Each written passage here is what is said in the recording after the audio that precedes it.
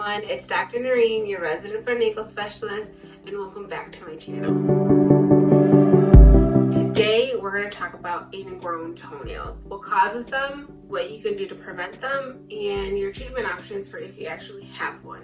Okay guys, so what is an ingrown toenail? An ingrown toenail is when the borders of your nail start to grow into your skin, and this can be very painful. When this happens and that nail border starts to invade your skin, your body can sometimes think of that nail border as a foreign body and start an inflammatory response to that nail growing into your skin. Now that can cause an infection where you get pus, redness, swelling, and some drainage. I will address what you do. I will address what to do if your ingrown is infected a little bit later in this video. But the other thing that can happen with an ingrown toenail is you can also develop something called a pyogenic granuloma, and that can happen with chronic ingrown toenails because when you have a chronic inflammatory process going on where that inflammatory process increases your blood flow to that area, it can cause a pyogenic granuloma, which is basically a vascular benign mass. So those are kind of the variations of what could happen with an ingrown toenail if you leave it untreated, or if you have one that comes on chronically. You could get infections and you could potentially get a pyogenic granuloma. You guys, when you have an ingrown toenail, what you're seeing is the tip of the iceberg. When you look at your nail when it is ingrown, that corner of your nail where you feel pain, where it's irritated, that's just the tip. What you don't see is that that nail has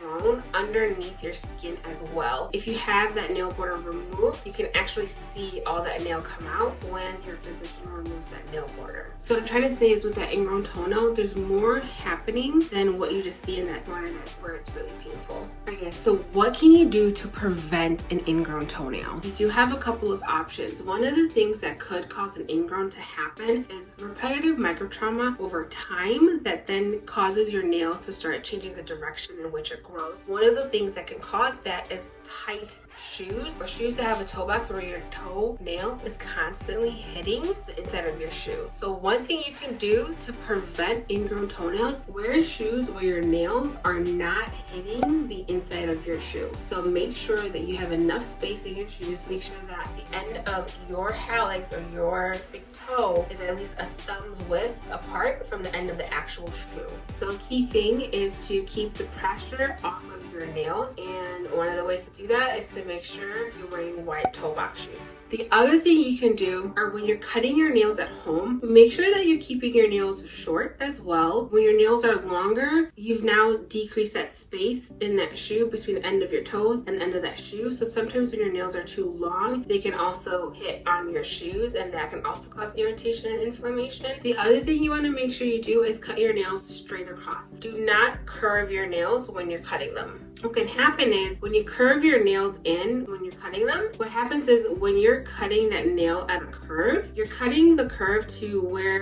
what you can see, but what you can't see is that nail that's growing out that still has a straight edge. That's going to continue to grow straight up, and it could continue to grow into your actual skin fold, causing an ingrown toenail, and then your nail will get caught in your skin. I hope that made sense. I tried to explain that best way that I could, but I hope that made sense. Let me know in the comments down below. What do you do if you already have an ingrown toenail? There are a few conservative options for that as well. Again, you guys, make sure you're wearing those wide toe boxes and make sure there's no excessive pressure on your toenails. The next thing you can do if you already are developing a ingrown toenail, and you can also do this next thing as a preventative measure as well, you can soak your feet in warm water, either while they're soaking or immediately after they're soaking. You can kind of massage that nail fold back away from your nails. Now you guys, this requires consistency, persistence, and patience and time. So it's really up to you as to whether or not this is something you want to invest into doing, because it does take a lot of time, and it will take a little bit of time before you actually see pain relief from continuously soaking and massaging that nail fold back. This is most likely to only work with people with mild ingrown toenails. If yours is really bad, this may not give you relief, especially not right away. Guys, another thing thing that some people do is they tape their skin fold back. They'll use tape to tape their skin down and back away from the border of that nail. Now, there's really no data behind this as to whether or not this is something that actually will work, but some patients do try it. And again, this is going to work more on a mild ingrown toenail. If yours is severe, this is probably not going to give you any type of pain relief. And again, this requires persistency, patience, time, and consistency from the patient. So again, with the soaking and the taping, it's really up to you whether or not you want to try to do that, and it may or may not help. So guys, the biggest thing you could do conservatively is to start to see your local podiatrist and have them do something called a slant back, so then the podiatrist can safely remove that corner of that ingrown toenail. Now again, this is going to require consistency where you will have to see this podiatrist every couple of months to have that ingrown taken out over and over again. So those are some of your conservative treatment options for an ingrown toenail. So guys, like I mentioned in the beginning of this video, sometimes your body will look at that ingrown toenail as a foreign object and launch an inflammatory response to it, making the edge of your toe red, swollen, irritated, probably some pus and some drainage, basically causing an infection, or the medical term for it is a paronychia. Now when this happens, the recommendation is usually to remove that nail border, because that is what is causing the infection in the first place, and you could also be put on some antibiotics. You guys, in order to remove that nail border, you do get an injection in your hallux to block off the nerves that go in your hallux so that you don't feel the actual procedure. Now a lot of people don't like injections, they're scared of getting the injection. So if you're someone that is really hesitant to have that nail border removed, you could just be put on antibiotics only, and sometimes that will calm it down, but most of the time you need the combination of removing the actual thing that's causing the infection and the antibiotics as well. I just wanted to touch on the fact that an ingrown toenail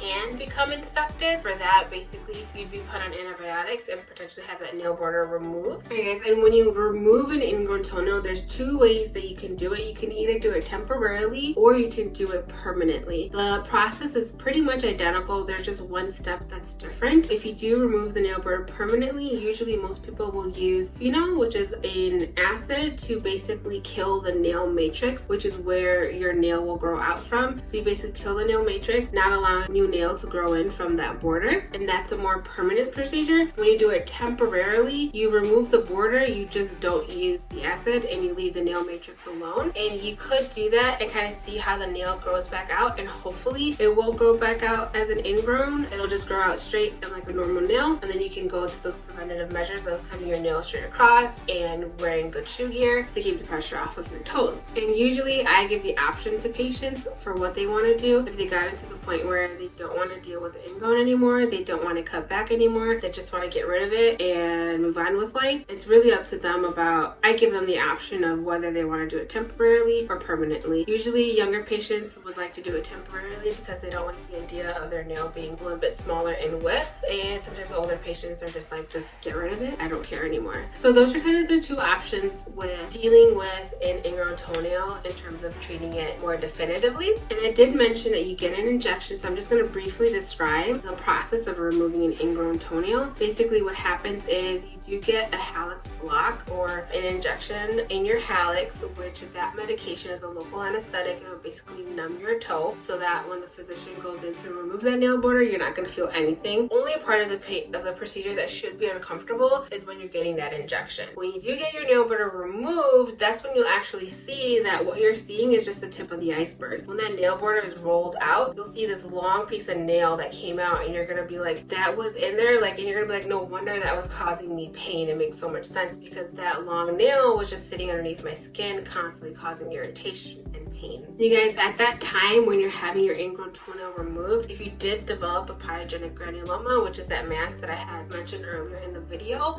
that can also be removed at the same time as that ingrown toenail being removed. And because you're getting rid of that ingrown toenail, because that pyogenic granuloma should also not come back. So you guys, the recovery process for removing your ingrown toenail is, I'd say, about 2 weeks. At first day or two, you might feel a little uncomfortable, but you can just take some over-the-counter Tylenol or whatever your doctor recommends, and you should be fine. You can go ahead and do whatever activities you want the next day. Depending on your physician, some physicians do recommend soaking your toenails, some don't. Some will just leave it up to the patient patient and with what they want to do. And you basically just have to keep that area covered for about 2 weeks, and then you should be good to go. So guys, that was a little summary on ingrown toenails and how to treat them. I did want to mention some alternative options for people, because the biggest thing that scares patients about having their ingrown removed, even though it is so painful, is that injection. I'm just going to mention this other product very briefly. I have never recommended this to a patient, nor will I ever recommend this to a patient, but I just figured I'll put it in this video for completeness sake and just so you guys know that it's out there. So there is this device out there. Basically what it does is it has these hooks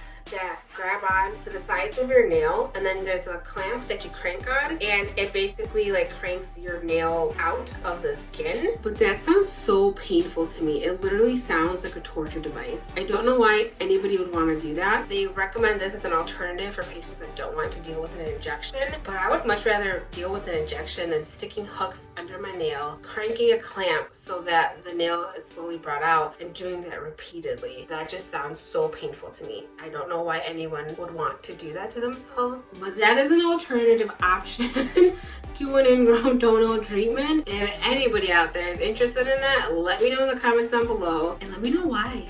Alright guys, so that is my video about ingrown toenails and what you can do to prevent them, what causes them, and your treatment options. So just to summarize, to prevent an ingrown toenail, wear wider toe boxes, cut your nails straight across, and make sure your nails don't get too long. Keep the pressure off of those toenails. Conservatively, the biggest thing you can do is do a slant back cut and have your podiatrist do this. Don't let anybody else do it. And soak your feet and keep working on that skin so that it doesn't grow back into the nail, so that the nail doesn't grow into the skin. And then definitive treatment options are actually removing the ingrown toenail, which can be done temporarily or permanently. So that is my video for today, you guys. I hope you found it informative and helpful. If you have any questions about ingrown toenails, leave them in the comment section down below and I'd be happy to address them. Thanks for watching this video, you guys. If you liked it, don't forget to stretch and subscribe, like this channel, and I'll see you guys next week. Bye.